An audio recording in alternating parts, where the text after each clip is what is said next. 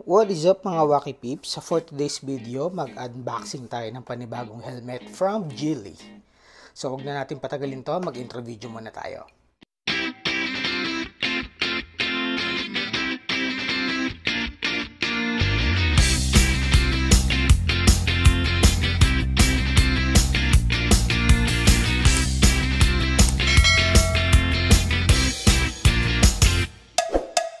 Alright, so kung ikaw ay actually bago dito sa akin channel, make sure to subscribe and hit mo yung notification bell para update ka sa lahat ng mga videos na ipopost ko, okay?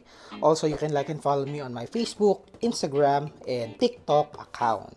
Alright, so unboxing video tayo for today. So as you can see, ito ay from Geely. And kung sinusubaybayan nyo ko dito sa akin channel, alam nyo naman na favorite brand ko tong Geely. Meron na akong tatlong GTS V1 at isang classic helmet sa kanila.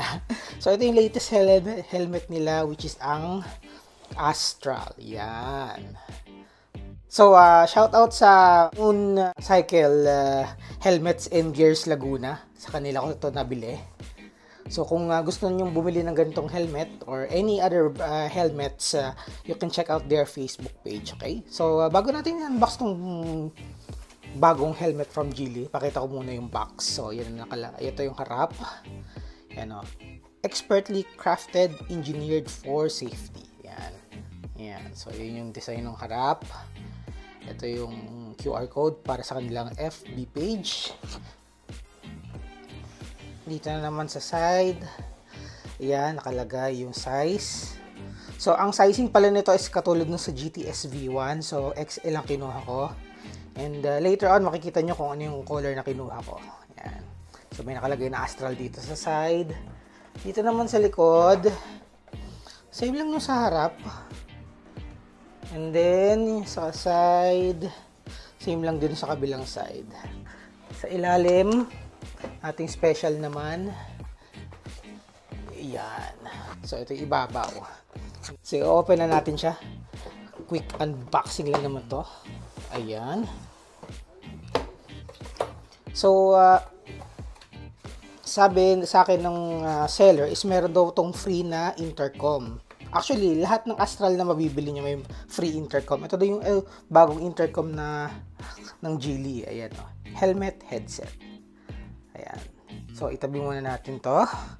Ang importante, mapakita natin yung helmet.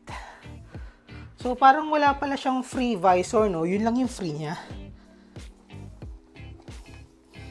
So, ano yan? May stickers yan, pati yung mga resibo ko. Yan. So, ito na yung helmet. So, tanggalin na natin sa bag. So, as usual, ganito na yung mga dust bag ng Geely. Ganito na rin yung mga nakukong dust bag ng Geely. Before, white eh. Tapos, naging black. Tan-tadadan! Uy, ang ganda ng color! So, ang kinuha kong color is yung Honda Gray. Ayan siya. Nice. Ibahin ko lang ng konti yung angulo ng camera para mas maipakita ko sa inyo, okay? I'll be right back. Ayan, Wacky Peeps, I am back. So, pasensya na kayo, medyo padilim na kasi. So, binuksan ko na yung flash ng aking mobile camera. So, ayan siya. Ayan, para mapakita ko ng buo. Ayan siya. Nice, di ba? Geely Astral. Ito muna yung harap. Ayan. Nice. So, kung mapapansin nyo, meron siyang kamukhang helmet, di ba? I guess, alam nyo na kung ano yung kamukha niya. Kamukha niya is yung Rurok. Which is napagkamahal-mahal. So, kung gusto nyo na helmet na kahawig ng Rurok, so, dito ka na. Put muna natin siya para makita nyo. Ayan. So again, wala siyang ibang kasamang visor. Ito lang yung kasamang visor niya, which is iridium. Mamaya, check natin. So dito sa harap, meron siyang vents dito. Ayan. Na dalawa. Okay. Tapos dito, ang vents nitong chin ay nasa loob nitong chin curtain. Yung mechanism niya. Ayan. Ayan. So, nakalagay dyan, DOT certified, Max Vision, pin lock ready, Ready na rin for Bluetooth system, anti-scratch, easy fit kung magsusot kayo ng salamin, polycarbonate shell, ECE certified. Yan. So, size XL yung kinuha ko. Ganda, no? So, dito naman tayo sa tagiliran. So, makikita nyo, madali lang tanggalin o palitan yung pinaka-visor niya. Tinitwist lang to. Yan. Tapos, ito parang may vent din dito sa side na to. So, hindi siya naka-open and closed.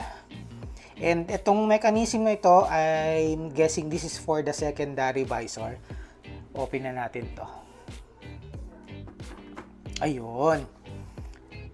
So, as you can see, yan, glasses ready.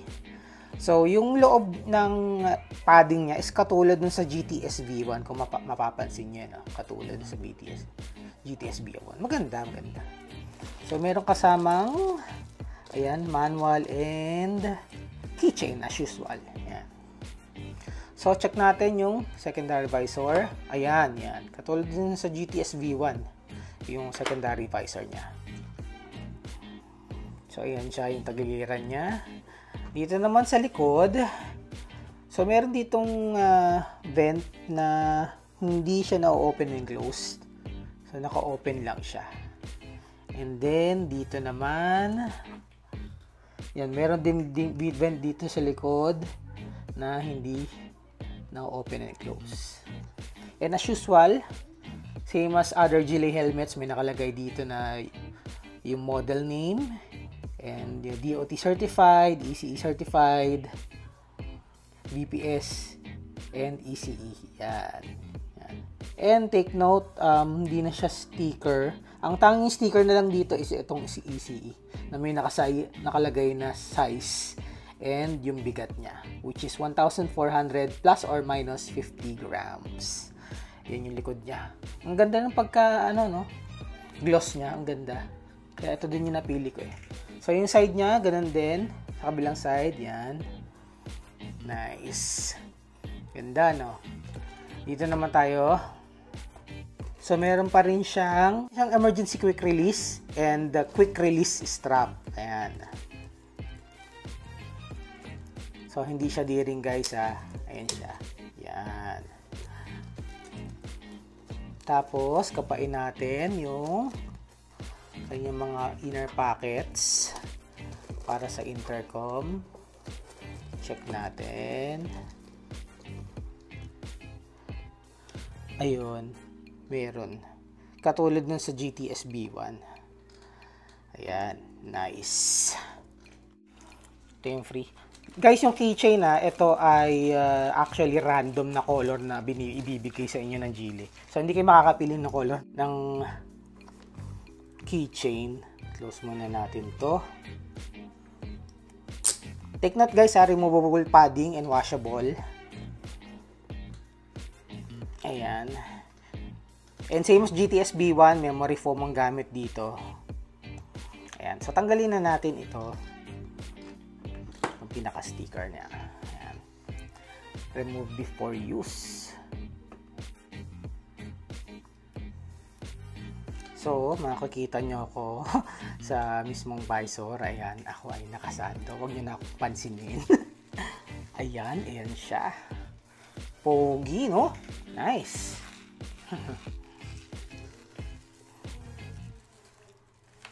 So, okay na rin na iridium visor yung binigay nila.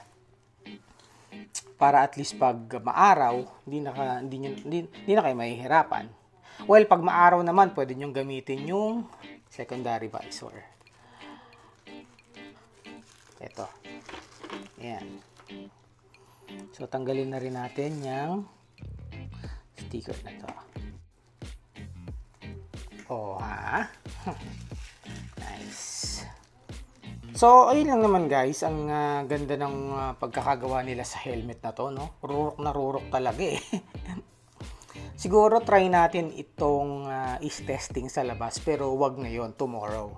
So, tara mag-jump tayo tomorrow para i-check natin yung fitting nito, okay? Let's go! So, mga kapatids, ito na yung Gilley Astral. Ayan, ganda, no? Ganda ng mini spoiler niya dito sa likod. So, try na natin siya suotin. Oh, okay. So, tamang-tama yung fitting ng extra large sa akin. And right off the bat, unang naramdaman ko sa kanya is parang mas magaan siya kaysa sa GTS V1. And chinek ko kanina yung ano nito, yung bigat. 1,400 grams lang pala to. So 50 grams lighter sa GTS V1. Kasi yung GTS V1 1,450 grams plus or minus 50. Ito kasi 1,400 lang plus or minus 50. Ayan. So check natin. So, grabe, magaan nga siya. Tapos, yung field of vision niya, malawak. Feeling ko mas malawak pa yung field of vision niya kaysa sa GTS V1 eh. Oh, ito pa yung kamay ko kahit nakaganto ko eh. So, kahit di ka pa na masyadong gumanon, ganun na lang, silip na lang ng konti. Maganda. Strap naman, okay. So, check natin to. And then, check muna natin yung secondary visor. Ayan. Teka. Ba't ganito secondary visor niya? Parang bitin. Pero same lang naman yung design. Pero parang bitin, oh. Dapat hanggang dito siya, oh. Ayun lang. Para siyang bitin. Tapos itong main visor, check natin. Okay. Okay. Ganda ng field of vision niya. Ang lawak. Tapos ang visor niya is 1, 2, 3, 4. So meron siyang 4 indentation. So tara na, mag-ride na tayo. Testing natin yung mga wind noise ito. Baka voice over na lang ako. Let's go, guys. Alright, so umpisa natin sa comfort nitong helmet na ito. So napansin ko talaga sa kanya ay sobrang gaan ng helmet niya. Mas magaan talaga siya sa GTS V1. And yan, dito sa part na to, chinecheck ko yung mga tilt position ng helmet. Nagtitilt ako left and right, and then up and down. Chinecheck ko kung may mga pressure points na masakit ba pag suot mo tong helmet na to. And so far, wala naman akong naramdaman na pressure points sa bawat kanto ng helmet na ito. Okay na okay siya. Alright, dito naman sa part na to, tinetest ko yung ambient noise as well as yung wind noise na pumapasok sa helmet. For the ambient noise, same lang siya nung sa GTS V1. Hindi naman siya ganoon kaingay. And gusto ko kasi naririnig ko yung tunog ng tambucho ko eh. So, same na sila ng GTS V1. Tapos, pagdating naman sa wind noise, yung wind noise niya, masasabi ko na nandun yung slight wind noise, pero tolerable eh. Tapos, napansin ko din, throughout my ride, pag mayroong gust of wind na kumahampas sa akin, dun mo maririnig yung wind noise na sobrang lakas. Ayan, dito sa part na to, sinusubukan ko yung functionality ng mga air vents. Ayan, tinry ko yung buksan and close yung vents sa my forehead. And so far, madali naman siyang i-open and close with your gloves. So, good siya.